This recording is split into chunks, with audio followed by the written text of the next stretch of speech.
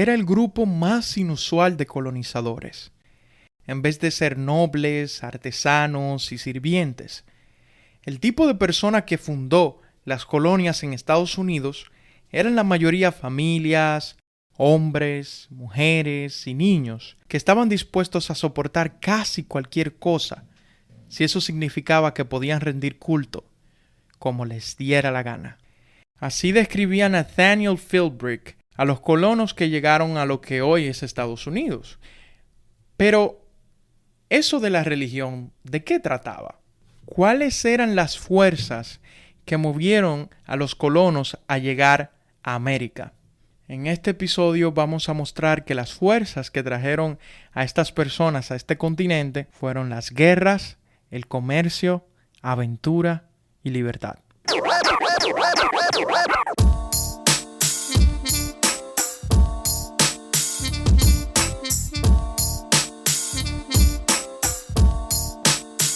Habemus Julio. Bienvenidos a este espacio, donde hablaremos de lo que a mí me dé la gana. Les habla Julio Santana y en esta primera temporada conversaremos de historia de los Estados Unidos. Acomódate, ponte a lavar los platos, a organizar la casa, a hacer ejercicio, lo que sea, mientras viajamos por el tiempo. Bienvenido.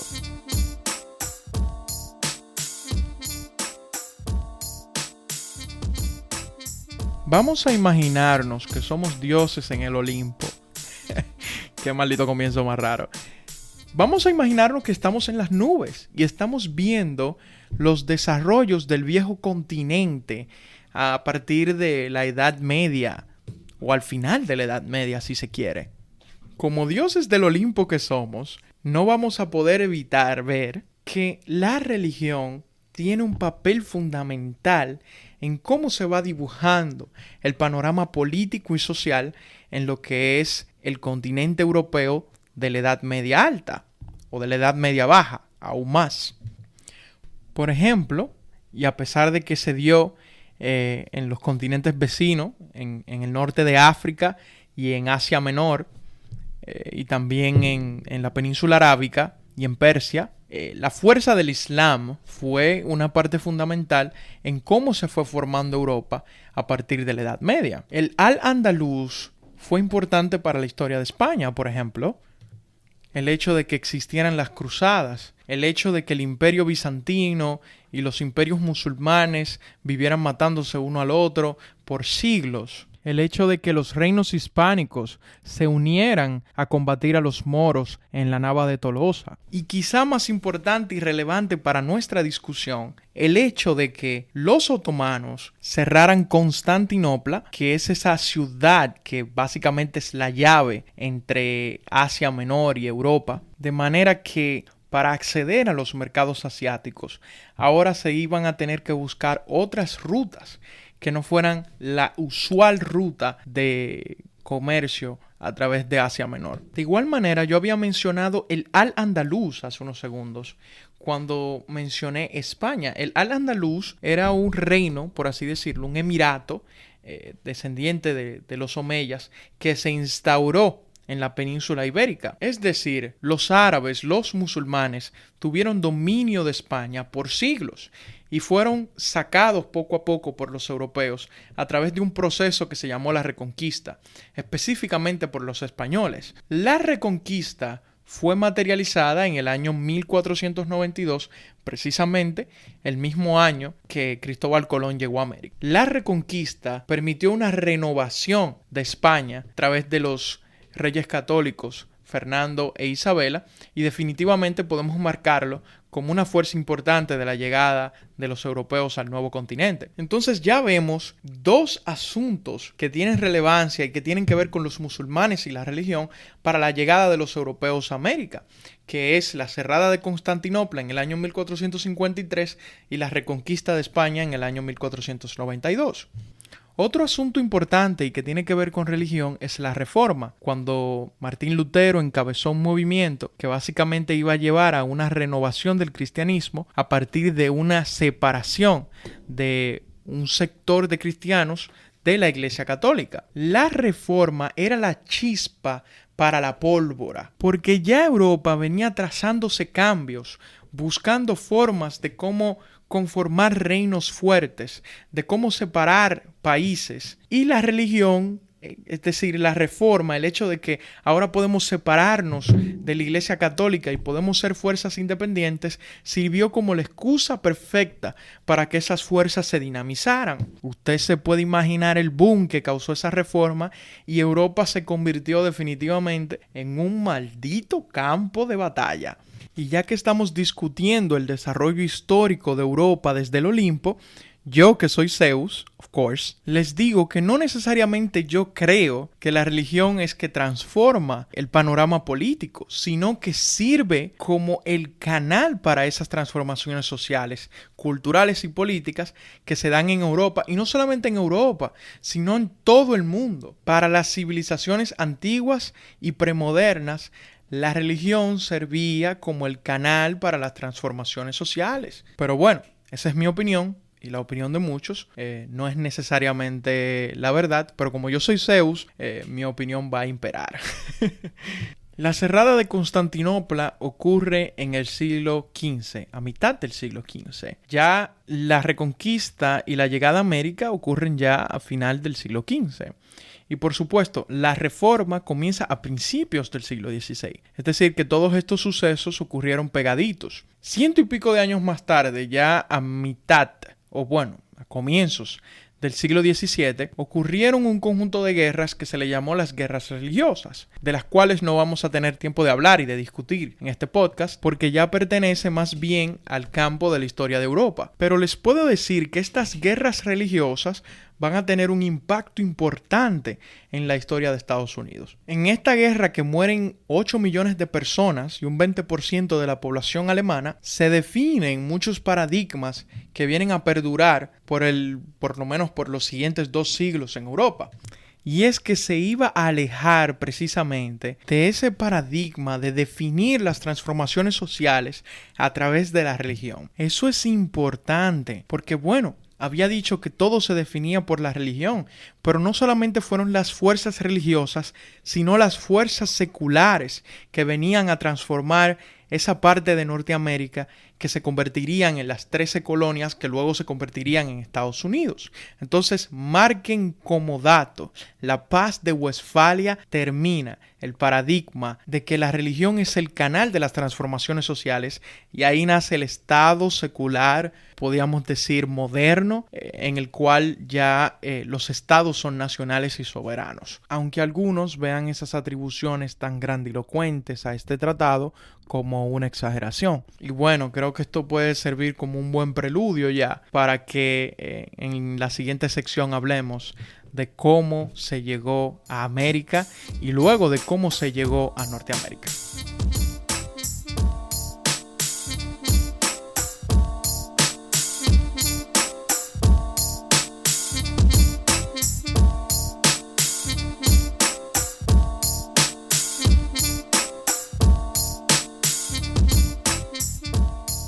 ¿En qué se parecen Cristóbal Colón y John Keynes? Bueno, es una comparación muy rara, pero se parecen en que la popularidad que tienen y la relevancia que tienen en la historia fluctúa dependiendo del tiempo y dependiendo de determinados factores. Mientras que la figura de Cristóbal Colón en el siglo XVI era pues nada, no tenía tanto crédito. Luego en la modernidad se crea una mística alrededor de la figura de Cristóbal Colón. Y bueno, más adelante en los procesos de descolonización, luego se crea una figura monstruosa alrededor de Cristóbal Colón. Luego se reivindica, o bueno, por lo menos pasa a ser una figura, digamos, neutral a partir de la segunda mitad del siglo XX. Y ahora de nuevo es esa figura malvada, maligna y que probablemente comiencen a derrumbar sus estatuas de forma masiva. Y menciono esto porque antes de Cristóbal Colón llegar a América, ya otro europeo había llegado. Y eso fue cuando el vikingo Leif Erikson llegó a lo que hoy en día es Newfoundland, en lo que hoy en día es Canadá, y probablemente antes y después de Leif Erikson, otros europeos pasaron por el continente americano sin darse cuenta que estaban llegando a tierras inhóspitas, o probablemente dándose cuenta y no dándole demasiada importancia. Entonces, no solamente Colón no descubrió otro continente, sino que tampoco intentaba descubrir otro continente, porque llegó por accidente a América. Tampoco tiene demasiado crédito como navegante, pues antes que él, ya las bases la habían sentado los portugueses, que habían rondado las costas de África y más adelante iban a seguir rondando las Indias orientales y la India, por supuesto. Iban a rodear todo el mundo los portugueses. Portugueses a los que Colón le dijo, mira, yo le voy a dar la vuelta al mundo para llegar a las Indias orientales, luego de que las rutas comerciales hayan sido paradas significativamente, y los portugueses, que tenían ciertos conocimientos geográficos, le dijeron, mira, este tipo está subestimando la distancia que hay para darle la vuelta al mundo y él caer en el oriente. Que por supuesto tenían la razón, pero ni los portugueses pensaban que había una masa de tierra gigantesca antes de poder darle la vuelta al mundo. El punto es que, a pesar de que el 12 de octubre en Estados Unidos o cerca de esa fecha se celebre el Día de Colón, realmente Colón no se le puede dar mucho crédito. Tampoco se le puede villanizar, porque no era más que un navegante que estaba intentando hacer un poco de dinero, tirando una aventura, encontrando rutas comerciales, y que los reyes católicos, luego de la reconquista, como habíamos dicho, que se materializó en 1492, le dieron la oportunidad para así abrir una ventana al comercio en esa renovada España. Colón llegó al Caribe y desde ahí los españoles emprendieron esa epopeya, bueno, una epopeya pero criminal, a conquistar todo el continente americano, o por lo menos gran parte del mismo. Pero como esto es una historia de los Estados Unidos, es de vital importancia que mencionemos, por ejemplo, a Hernán Cortés, que fue aquel hombre que emprendió su camino a conquistar México y los territorios aledaños. Encuentro también de vital importancia mencionar, por ejemplo, a Francisco Vázquez de Coronado, quien en busca de riquezas se fue hacia el norte de México y exploró lo que era Nuevo México, Arizona y esos sitios. Y allí se topó con los indios pueblos, por ejemplo, o por lo menos con las ciudades que habitaban los indios pueblos y con otras tribus indígenas que mencionamos en nuestro primer episodio. Vaya a repasarlo si usted quiere. Juan Ponce de León, quien fuera también el primer gobernador de Puerto Rico, fue uno de los que emprendió la expedición para explorar la Florida, por ejemplo. Y bueno, lo mencionamos porque la Florida también fue un territorio español por muchísimo tiempo. Pero hasta aquí de los españoles. Antes de pasar nuestros segmentos para ya aterrizar a la relación que tienen los ingleses con el continente americano, tenemos que mencionar, por ejemplo, a Samuel de Champlain. Samuel de Champlain, como ustedes quieran decirle. Yo soy Zeus, vuelvo y repito. Hablo lo que me dé la gana. Ya como que estoy quemando el chiste. Como explorador de Francia, Samuel de Champlain llegaría a lo que es hoy en día Montreal y esas partes de Canadá y establecería lo que es la Nueva Francia. Por otra parte, los holandeses, que de alguna manera habían logrado su independencia de España a partir de la Guerra de los 80 años, comienzan también a tratar de colonizar allí donde se pueda. Porque bueno, tanto los españoles como los franceses ya estaban ganando la carrera. Y bueno, en el siguiente episodio vamos a hablar más profundamente de esto, pero llegaron a Norteamérica en lo que hoy en día es Nueva York. Pero lo que tiene mayor relevancia para nuestro episodio y para nuestra temporada es el rol de los ingleses en el continente, porque fueron las 13 colonias de Inglaterra que más adelante se independizarían para convertirse en Estados Unidos.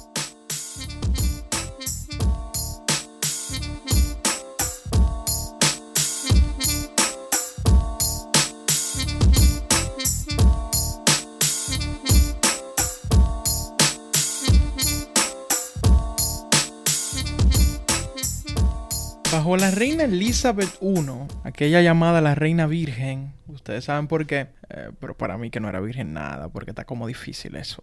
Los ingleses tuvieron patéticos, y escuchen bien, patéticos intentos de colonización en el norte de América. Vamos a obviar por el momento la colonización de los ingleses de las Antillas Menores, por ejemplo, aunque eso sí va a ser de vital importancia quizá para la discusión en nuestro próximo episodio. Bajo Elizabeth, Sir Humphrey Gilbert intentaría formar una colonia en lo que hoy en día es Canadá, en Newfoundland. pero no tendría éxito en lo absoluto. Más adelante, un pariente de él también intentaría establecer colonias, pero no tendría éxito.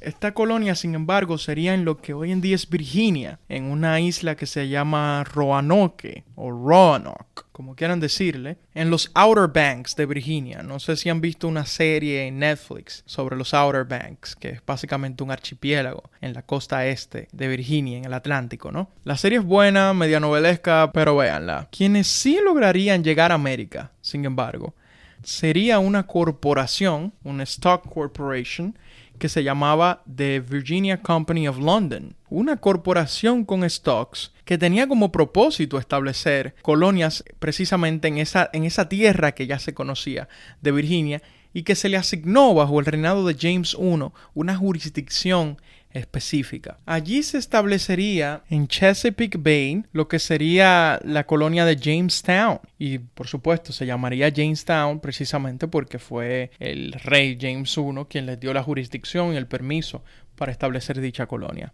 Esta sería una colonia en Virginia debido a los campos, eminentemente agricultora, y que ya viene definiéndose ese paradigma de que el sur, a partir de esa colonia de Chesapeake, se dedicaría a la agricultura. La reforma que habíamos mencionado anteriormente, que nace con Martín Lutero, pero que desarrollan otros teólogos, como por ejemplo Juan Calvino, viene a causar estragos en Inglaterra.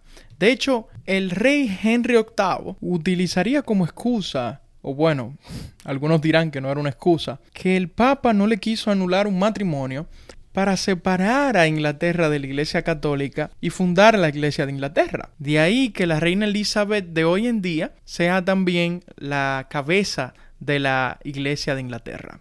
Esto es un hecho de vital importancia en la historia y por supuesto lo estamos tratando de una manera demasiado superficial, pero tenemos que hacerlo así obligatoriamente porque son temas que son muy densos y solamente los estamos utilizando como puentes para nosotros relatar la historia de lo que vendría a ser Estados Unidos, pero primero lo de las 13 colonias.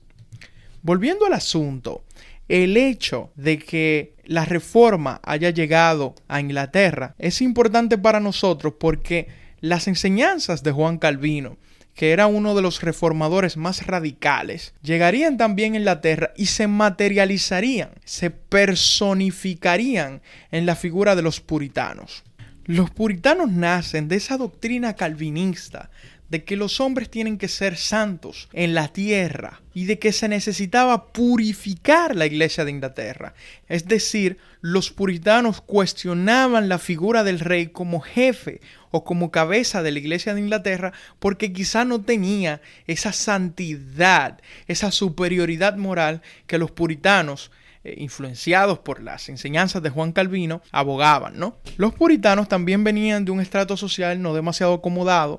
Principalmente venían de lo que eran los distritos de la lana, que era un fenómeno económico que se estaba dando en Inglaterra en eso del siglo XVI, del siglo XVII, donde básicamente los dueños de las tierras estaban obligando a que ciertos granjeros se dedicaran no a cultivar asuntos para comer o lo que se llamaban cash crops, sino que se dedicaran al ganado para vender lana porque tenía una alta demanda en el mercado. Eso luego pasaría de nuevo en la historia y pasaría varias veces de hecho en la historia de Inglaterra, y las veces que pasaba empobrecía de manera sustanciosa, de manera exagerada a esos granjeros, a esos farmers como le dicen en el idioma inglés.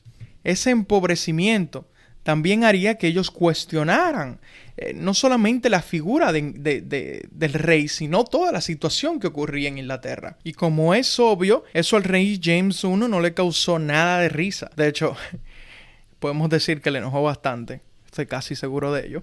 Porque empezaría a acosarlos, empezaría a amenazarlos. Ellos, por supuesto, iban a responder a esa amenaza huyendo del país. Muchos de los puritanos que huyeron del país huirían principalmente a Holanda, que era un país, por supuesto, protestante, o por lo menos principalmente protestante. Pero a pesar de que los puritanos cuestionaban el estado actual de Inglaterra, tanto en lo económico, pero especialmente en lo religioso, ellos se sentían ingleses. Y bueno, eso de estar en Holanda no le hacía demasiada gracia tampoco. Así que definitivamente de alguna manera tenían que partir a un lugar donde estuvieran lejos de las impurezas del rey y de las amenazas del rey, pero que al mismo tiempo pudieran seguir cultivando una identidad inglesa para sus hijos y que no estuvieran sus hijos hablando el idioma holandés y que no estuvieran sus hijos cultivando, de hecho, la cultura holandesa. Eso llevó a esos puritanos a que hicieran un arreglo con la Virginia Company of London, esa misma que instauró la primera colonia en Virginia, y a través de ese trato le dijeran, mira, bueno, un barco, llegamos allá, trabajamos la tierra y bueno, ustedes van a recibir los dividendos de, obviamente, las ganancias que nosotros tengamos de los productos que podamos cultivar en esas tierras. Se montaron en ese barco que se llamaba el Mayflower y ese nombre va a ser importante. Y de hecho, si usted hace el examen de la ciudadanía, le van a hacer una pregunta sobre el Mayflower. Así que presten atención los que van a bregar con ese examen. Se montan en el Mayflower, pero no llegan a Virginia, sino comienzan a zozobrar antes de llegar a Virginia. De hecho, mucho antes de llegar a Virginia, cuando están rondando las costas de lo que hoy en día es Massachusetts. Rondando y rondando las costas, llegan a lo que se va a llamar Plymouth Bay, una bahía, ¿no? Que no era el mejor de los sitios para desembarcar, pero bueno, decidieron desembarcar ahí. Pero antes de desembarcar, todos los tigres que estaban ahí, y bueno, y no todos los que estaban ahí eran necesariamente puritanos, probablemente menos de la mitad eran puritanos, otros estaban ahí por otras razones. Todos firman ese documento que se llama el Mayflower Compact. Ese documento es un documento bastante sencillo. Los historiadores estadounidenses les encanta decir que ese documento es la base para el espíritu de la Constitución y de la Declaración de Independencia. Yo no lo creo así. Yo creo que se le da demasiado crédito a ese documento, pero lo que muestra ese documento, sin embargo, es a qué venían los colonos o los puritanos que llegaron ahí, porque el documento decía, miren, ustedes tienen que respetar las decisiones que se tomen por mayoría aquí. Y por supuesto, eso es un legado de la persecución política que se le tenía a esos puritanos y toda esa odisea que ellos pasaron para llegar hacia donde llegaron. Bueno, pues los puritanos fueron liderados por William Bradford y como estaban fuera de la jurisdicción de la Virginia Company of London, no necesariamente estaban bajo la tutela de la corona. Pero lo que va a ocurrir es que un grupo de puritanos, pero un grupo de puritanos enriquecidos, ¿no? Ya no eran estos desbaratados, por así, como decimos en buen dominicano. Irían hacia donde el rey Charles I, que es el que sucedería a James I, y le dirían, hey, nosotros queremos poner una segunda colonia más al norte de donde está esa colonia que está ahí. Y ya lo harían entonces con la legitimidad del rey. Y bueno, a partir de ese momento de que John Winthrop y esos puritanos enriquecidos fundan esa segunda colonia, entonces ya tenemos colonias legítimas, tanto en el norte, en lo que hoy en día es Massachusetts, como las que fueron fundadas por la Virginia Company of London, más al sur, en lo que hoy en día es Virginia. Y así pues se forman las bases coloniales para que más adelante se formen las 13 colonias que van a dar lugar a lo que hoy en día es Estados Unidos. Eso va a ser a través de un proceso que no es tan fácil de describir y que por eso vamos a tomar todo un episodio en el episodio siguiente para describir cómo se formaron las 13 colonias de los Estados Unidos y qué tiene como repercusión eso en la historia. Allá los veo.